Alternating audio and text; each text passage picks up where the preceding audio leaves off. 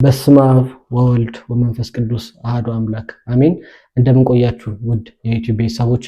ዛሬ በእናንተ ጥያቄ መሰረት በዓመት 3 ስለሚባለው የግዕዝ ኪዳን ትምህርት ነው ይዤላችሁ የመጣሁት። እንደሚታወቀው በቤተክርስቲያናችን ስርዓት 3 የዜማ አይነቶች አሉ። እነሱም ግዕዝ፣ ዕዝልና አራራይ ይባላሉ። ሁሌ የኪዳን ጸሎት በዕዝልና በአራራይ ቤተክርስቲያናችን ሁሌ ዓመት እስከ ዓመት የምታደርሰው ጸሎት ነው። ይሄኛው የግዕዝ ኪዳን ጸሎት ግን በዓመት 3 ብቻ ነው የሚባሉበት ቀንም ታኅሳስ 28 ደብረ ታቦርና ዕርገት ብቻ ናቸው። ዛሬም ይዤላችሁ የመጣሁት በዓመት 3 ስለሚባለው የግዕዝ ኪዳን ትምህርት ነው። እስከ ትምህርታችን ፍጻሜ ድረስ አብራችሁ እንድትከታተሉኝ በቅድስት ቤተክርስቲያናችን ስም ጋብዛችኋለሁ። ወደ ትምህርቱ እንሂድ።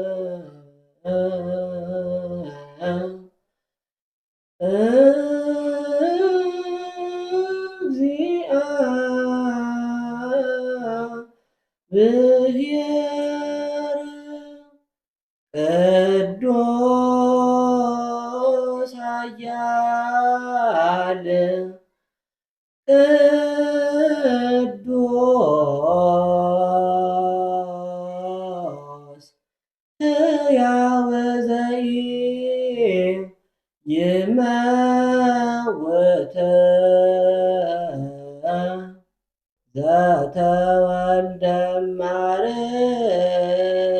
ማርያም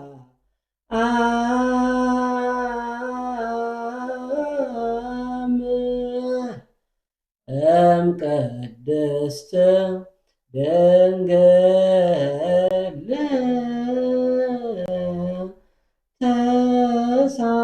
ተሳሃለነ እግዚኦ።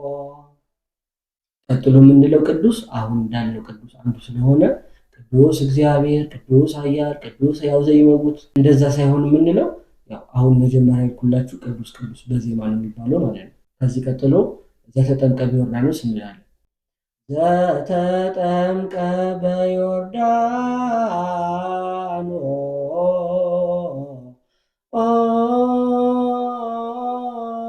በዮርዳኖስ ወተሰቅለ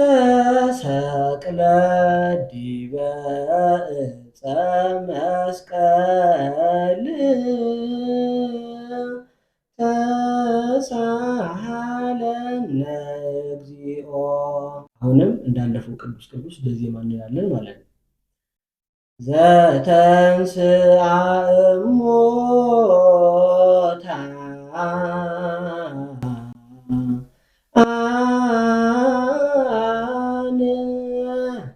አመ ሣልስት ዕለት ዐርገ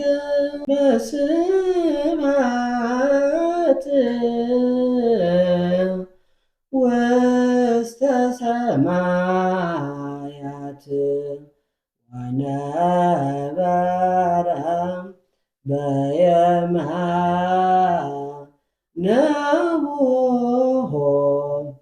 እችኛዋ ብዛት ቤተክርስቲያን ላይ የሚሏት ድርብ አለቻት። እሷን እላችኋለሁ ማለት እናንተ ስትሰሙትም ግራ እንዳያገባችሁ ማለት ነው። አሁን እንዴት ይሏታል በድርብ?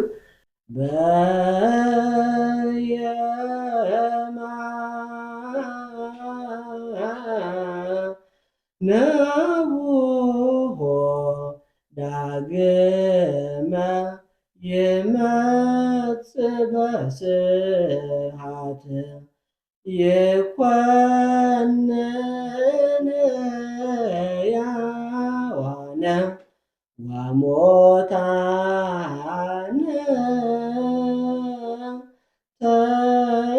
ተሳሃለነ እግዚኦ። ስብሐት ለአብ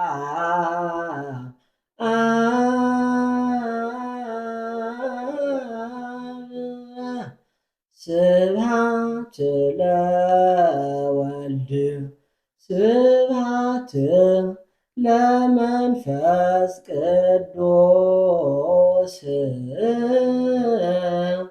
ይእዜኒ ወዘልፈኒ ወለዓለመ ዓለም አሜን አሜን። ለይኩን ለይኩን ቅዱስ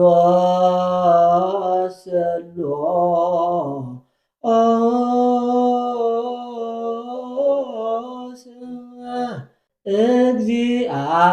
እግዚአብሔር ሕያው ተሳሃለነ። ይህም ብለን ከጨረስን በኋላ ካህኑ ስብሐት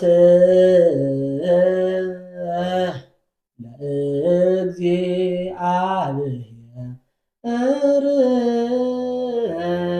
ሰጡ የምንቀበል ርቱዕ ይደሉ። ከዛ እኛ ይህን ካልን በኋላ ካህን ከእግዚኦ ብሎ ከጨረሰ በኋላ እኛ ደግሞ ኪያከን ኪያከ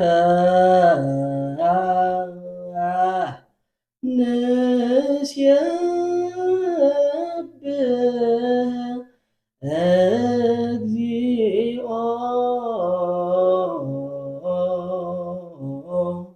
ብለን እንቀበላለን። ሁለተኛ ደግሞ ካህኑ አምላከ ብርሃን ከጨረሰ በኋላ ኪያከ ንዌድስን ኪያከ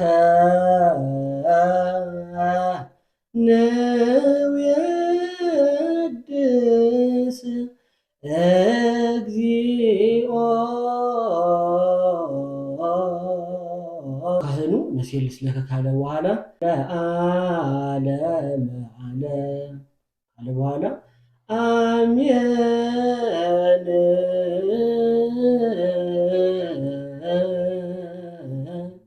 ብለን እኛ እንቀበላለን ማለት ነው።